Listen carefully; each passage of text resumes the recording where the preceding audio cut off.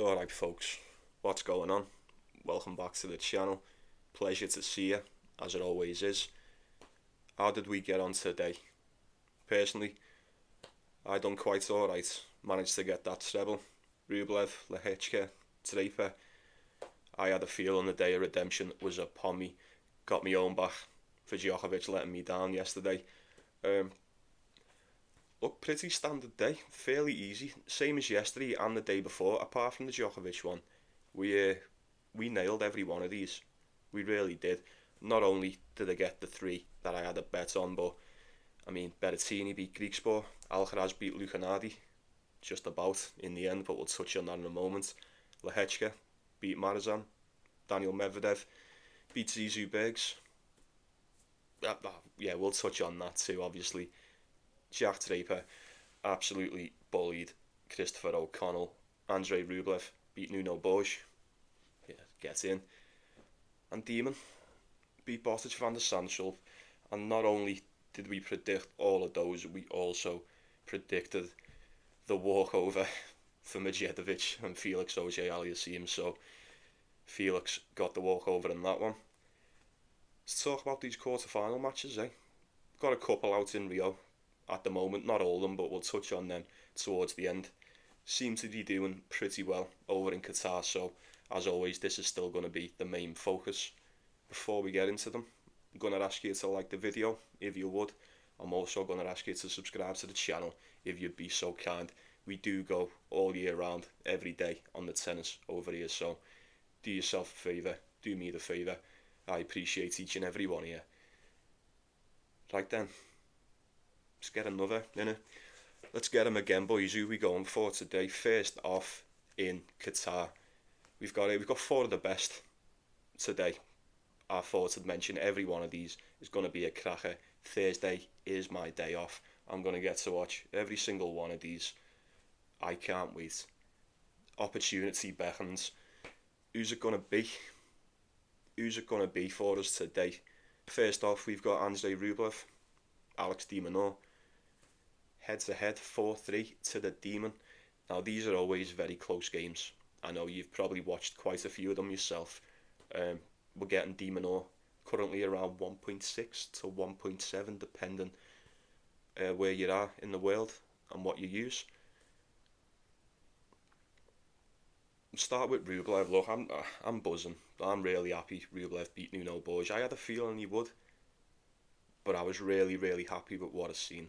You know, I didn't get to watch the entire match because I was in work, but you know, from what I caught, I was happy with it.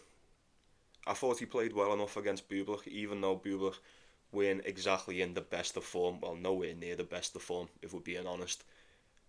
I still thought he looked solid enough to get it done against Nuno Borges, and he done exactly that. You know, great stuff from Rublev, getting there.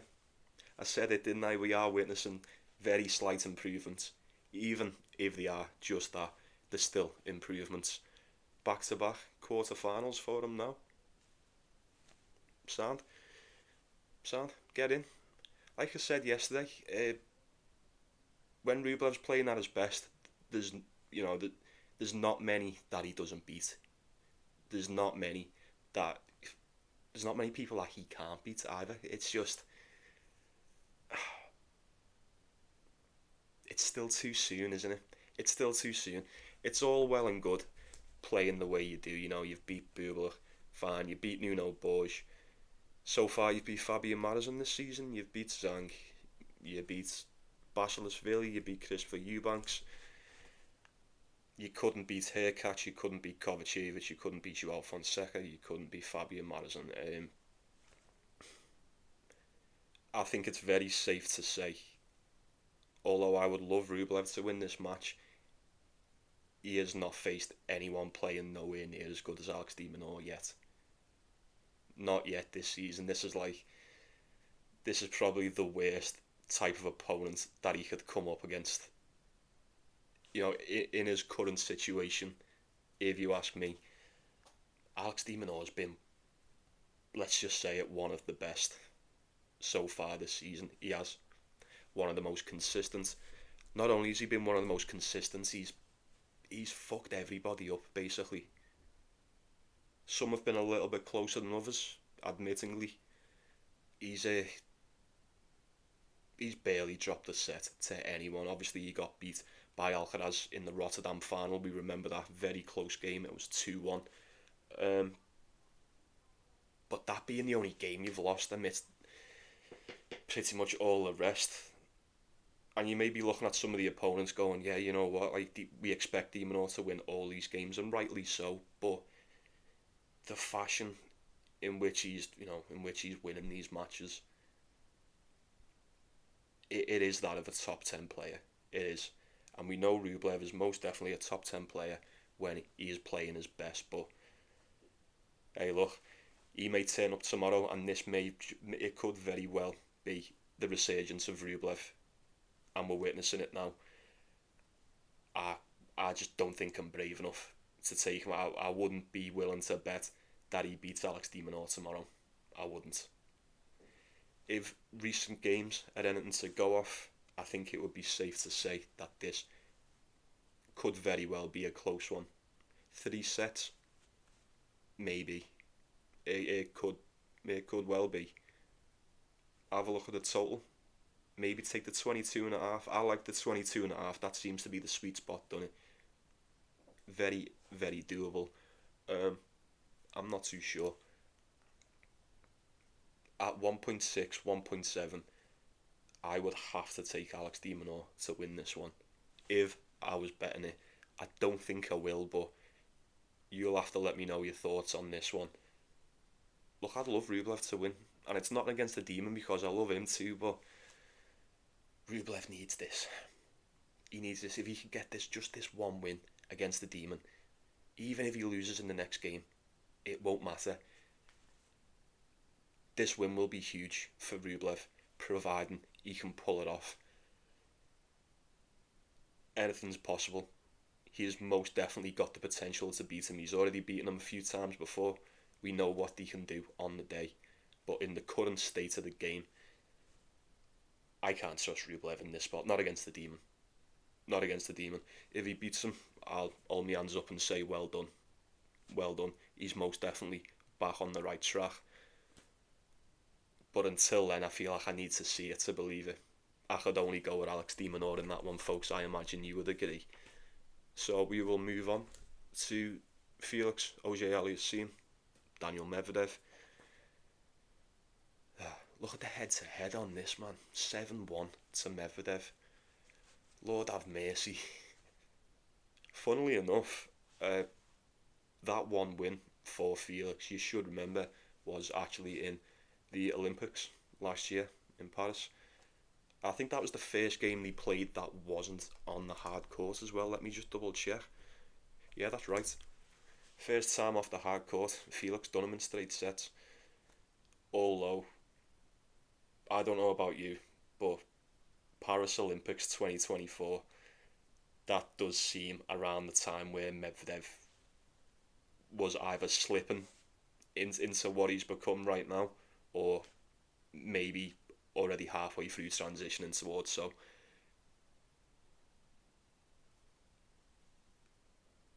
has he been as good as what them results would suggest this week? Daniel Medvedev, that is, because he's quite a big favourite in this one. Let me just check. 1.45 to be precise. Now, he beat Karen Khachanov. We said he probably would, and he most definitely should. But he was losing. Losing, pardon me. Fair enough, he managed to pull it back and get the win.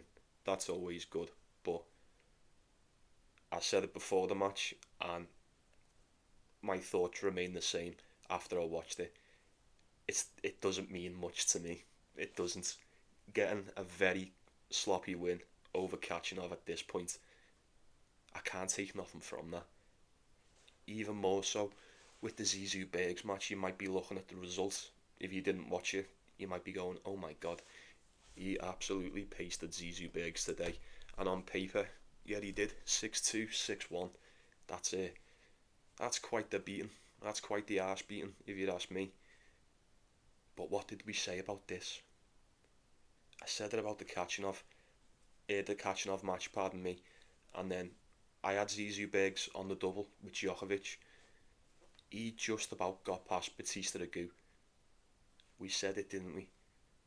Towards the end of that second set, Zizou Bergs looked absolutely exhausted, and I remember saying, and I quote, "I don't think Zizou Bergs is going to hold up against Daniel Medvedev. With a performance like that, you may as well just shut the hand and retired." But once again, it means very little to me. It does. On paper, the result will be very, very deceiving, but I had a very good feeling, very strong feeling he was going to beat Zizou Bergs today, because Zizou Bergs just had nothing left. It was a good job he got past that tiebreaker with Batista Agut, because if he ended up losing that, he would have lost the entire match. You know it.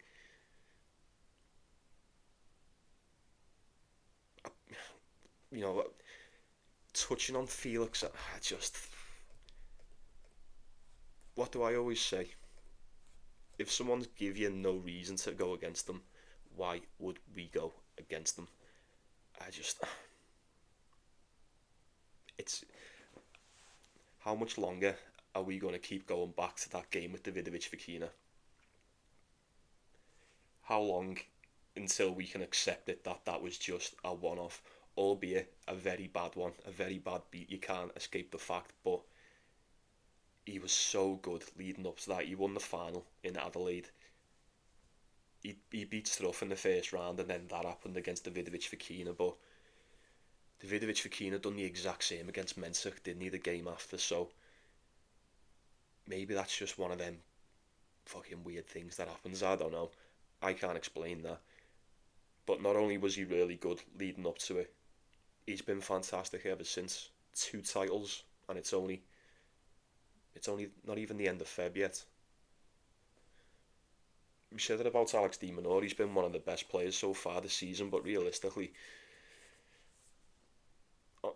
Felix has been better, and he's got 2 titles. He's been better, man. And it's weird, because I do think we have to accept on some level that Felix is somewhat back to what we expect from him. You can't say he's not. There's quite a few games littered in his last 10 that I would not have been surprised if he'd have got beat. And the opponents, they're like, what, top 50, top 100s? They're not exactly, the most sterling opponent, but the fact that he's beat everyone before the Australian Open, and then he's beat everyone since, why would he not beat this version of Medvedev? Why would he not? Contrary to the head-to-head, I do not think Medvedev is going to have it easy in this one. I don't. Although he's beat him every time they played on the hard court, I can't remember the last time, or if we've ever seen a time where Medvedev has played as bad as what he's playing currently. Although he's won his last 2. I'm pretty sure this is back-to-back quarterfinals for him as well. He got to the semis in the last one, but those results are just worrying me. The fact that I knew it was going to happen, I knew he was going to win, and he was going to be sloppy, and it's just Felix already having the walkover as well, so he'll have that day's rest on Medvedev, which I imagine will be huge, because Medvedev seems to have the stamina of a 37-year-old man. I don't even want to say it, but that spread's 2.5. I wouldn't mind just going for Felix plus the points. Is it just me? Is it just me that thinks Medvedev's going to struggle against him today? I don't know. It looks like Medvedev's been playing good. I don't know. Maybe he's played a lot better than what I'm giving him credit for. I'm not so sure. I still don't trust him. I don't. 1.4. It's only because of the recent games, innit? Who's been playing better this season? Just answer me that. Felix or Medvedev? Who's played better? Exactly. The game against Quinton House, I was a little bit concerned that was a little bit too close for my liking, I'll be honest with you.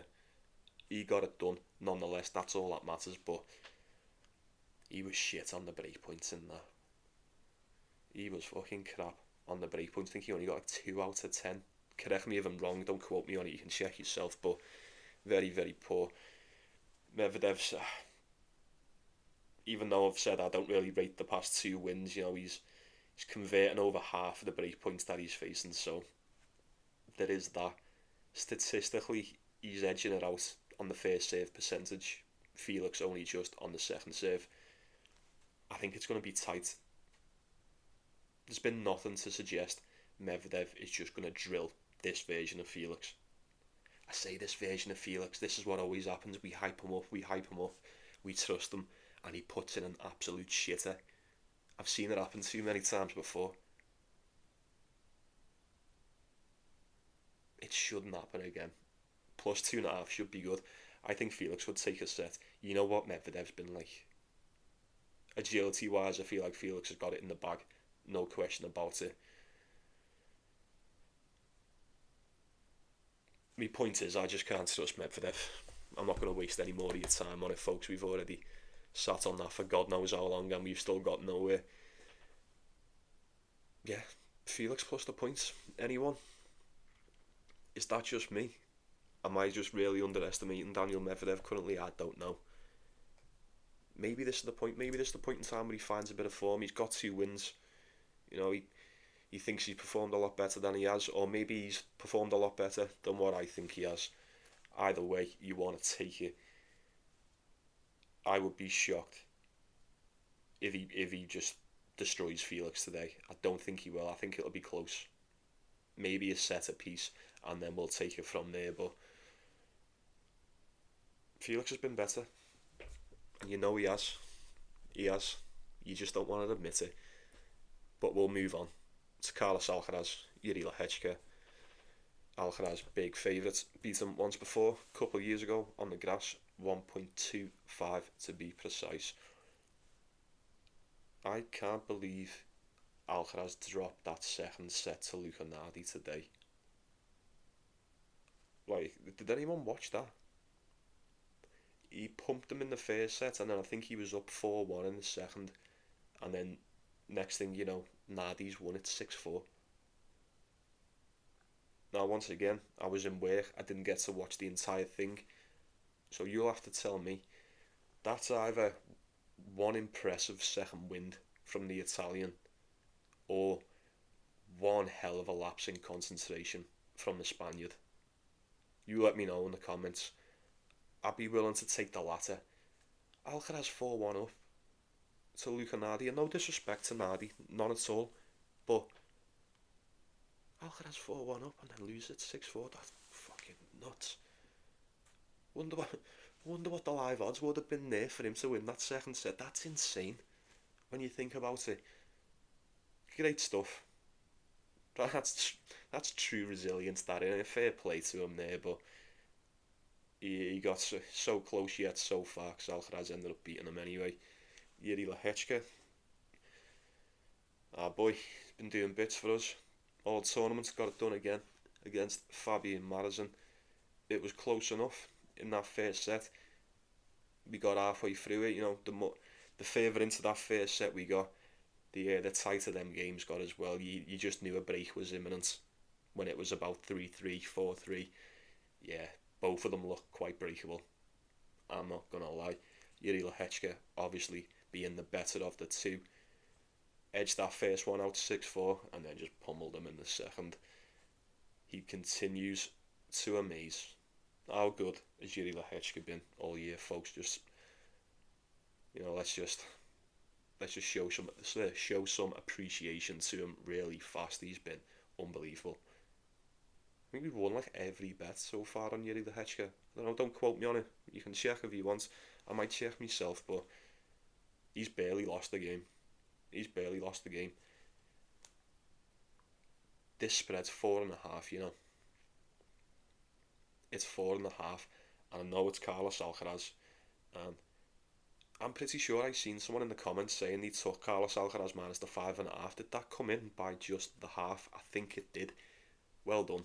whoever got that. Very, very lucky. I bet you were shitting yourself when Nardi took that second set, though. I wouldn't mind taking Lehecka plus the 4.5. 4.5 for Yuri Lehecka. Luka Nardi's just nearly covered the 5.5, missed out by half a game. Yuri Lehecka being a 4.5 point dog, 4.5 game dog, because it's tennis rather. No, I don't know about you. That seems a little bit disrespectful, in my opinion. Just a little bit, don't you? Has Yuri Lehecka not been playing just a little bit better than that? I know you're not going to be much more of a better price against someone like Carlos Alcaraz, but even still, 4.5 games. I don't know, maybe it's a trap. Maybe I'm just a sucker and maybe I just can't help myself, but Lehecka plus the 4, if it was anyone else and it was 5.5, I'd have said take that 5.5, 6.5, 100%. Yuri Lehecka plus 4. The more I say it, it still makes no sense. Surely that's the way to go there. Surely that's the way to go. I'm not saying it's going to happen again. And the odds of it even happening in the first place were probably astronomical, but if Carlos Alcaraz is going to have just a slight dip in concentration and focus like the one we witnessed today in that second set, and it'll probably only need to last half the amount of time because he dropped 5 games in a row. Was it 5 games in a row? Yeah, 5 games in a row he dropped. I don't think you're going to be able to drop 3 games in a row against this version of Yuri Lehecka. I really don't. This will be one of them very fine margins. Break either side, it'll probably hold, but can you see it going over? See it going over? I don't know. Potentially. I'll be looking at Lehecka plus the points in that, folks. I'm being honest with you. I don't see what's wrong with that. I think we've seen more than enough from this lad the past few weeks to at least trust them with that. I think that's more than enough games. I don't know. Let me know in the comments, because I don't fancy taking Alcaraz for 1.2. You could parlay it. Like, I would imagine that Alcaraz wins. Just let me say this before we move on. If Alcaraz beats Yuri Lehecka today, I'd say he probably goes on and wins the tournament. Wouldn't you? If he beats Lehecka today, he's got to beat either. I can't see it getting a lot more difficult than what it's going to get against Lehecka for him. I don't. If he beats him, he plays either Berrettini or Draper. Now, none of them are probably easier or much harder opponents than Yuri Lehecka at the moment. You probably take Berrettini first and then Draper second, and then you probably say, yeah, I probably wouldn't want to play Lehecka the most out of the 3. And then it's either Felix, Medvedev, Rublev or Minaur. This could be the real final. I don't know. Maybe I'm just hyping it up a bit too much. I'm not too sure, but there's an aura around this game. For me personally, I don't know, I'm sensing something. I can't help but think if Alcaraz beats Lehecka today, he'll probably just wrap this entire thing up. But I would go with Lehecka plus the 4.5 for a bit of value. Why not? Why not? We can trust them. Even if just this last time, we can trust them for this. I think we can. Let's see what happens. Like I said, Alcaraz probably does beat him. But even if he does beat him, is he going to beat Jack Draper? Or is he going to beat Berrettini? Oh, it's going to be Draper, innit? Hopefully. But yeah, Berrettini is playing Jack Draper. Cannot wait for this. Now, I'm currently seeing Jack Draper at around 1.75. Thank you very much. Before we even get into it, I think you all know what I'm going to be going for today. Admittingly, Berrettini. He's played really well. It's looked like he's played really well. I'll give him that. I'm quite surprised that he's still here. I didn't think he stood a chance against Djokovic, but as we've discovered since, it didn't seem like Djokovic wanted to be here whatsoever. So, still fair play to Berrettini. And he just about got past fucking, barely scraping past Griekspoor and tie-break Griekspoor. I don't know. He played a very, very rough game against Griekspoor today. Very long, 2 tie-breakers and then 6-4. Fine margins, just a slugfest. Jack Draper, on the other hand, essentially got gifted a walkover against Christopher O'Connell. He just beat his ass so bad, it was, yeah. Considering the head-to-head was 2-0 to O'Connell, you never thought that would have happened really, but we knew it. There was only going to be one outcome in that. Jack Draper gets it done, and if you'd ask me, I'd say Jack Draper's probably been, would you say, the most dominant so far this tournament? Maybe. Possibly, he's been one of them. He's been up there. He's played just as good as anyone else, if you'd ask me. And I can't help but think that he just beats Matteo Berrettini today, you know. You might be sitting there going, oh mate, you're just being biased. It's just because he's your boy. Look, you all know I am a massive, massive Jack Draper fan. That's probably no secret to any of yous. You could probably guess that. He's so much better than Berrettini. He just is. He's been playing better. They both do share very similar traits, you know, regarding a very big save. They're quite aggressive from the baseline, you know, they're gonna very aggressive with the forehand as well. I can't see much, well, you say you can't see many rallies in this one, you never know. Both of them do like to cut them short, especially Berrettini. So in that regard, I feel like it may be fairly even. But in my opinion, I think the name of this game, it's going to be the fitness. Oh my god, I've got something stuck in my eye. I think it's an eyelash. I think fitness is going to be the deciding factor in this one. And I think we can safely say those hip concerns, the hip injury for Jack Draper, we can put them to bed after what he's shown us the past 2 games. Fantastic against Popperin, even better against Christopher O'Connell. Doesn't get much better, in my opinion. Berrettini had a very long game, man. Very long game. And what do I say all the time? It's the fitness that concerns me with Berrettini. Didn't think he was going to get past Djokovic. As someone mentioned in the comments, he just seemed to find inspiration out of nowhere for that one. Very, very tough grueling match against Griekspoor today, as it usually is. I can't see Berrettini getting any better in this match. He's obviously going to recover a little bit, but I don't think it'll be enough. That this first set may be very, very tight. A Berrettini might even just fucking steal one in a tiebreaker if he's got that in him. But I do not think he will be able to cope with the pace that Jack Draper will put on him. I really don't. I think that's how we're going to get him today, boys. I really do. Even if you don't take him, even if you're not taking Draper, even if you don't think he's going to win, just do me this one favour. Show me some support for Jack Draper in the comments. We've got to support our boy. We have. He's all I've got over here in the UK, let's be honest. You know what I mean? And he's really, really good as well. He's better than Matteo Berrettini. And he's definitely better than this version of Matteo Berrettini. I'm not so convinced he's snapping into like a top 20 form just yet. I'm not. Djokovic win, even though it's Djokovic, hindsight is 2020. It's not that convincing given the results. Djokovic didn't play that good. It didn't look like Djokovic. And then Griekspoor just could have easily won that game too. So I think I was saying in work before, whoever wins out of Berrettini and Griekspoor, I think Draper just punishes them. So we are coming up on half an hour. We're going to wrap it up very shortly, but we are going to definitely wrap this up over in Qatar. I'm going to be taking Jack Draper on the money line to beat Matteo Berrettini today, folks. That's around 1.75. I think that'll do me sweet as a nut.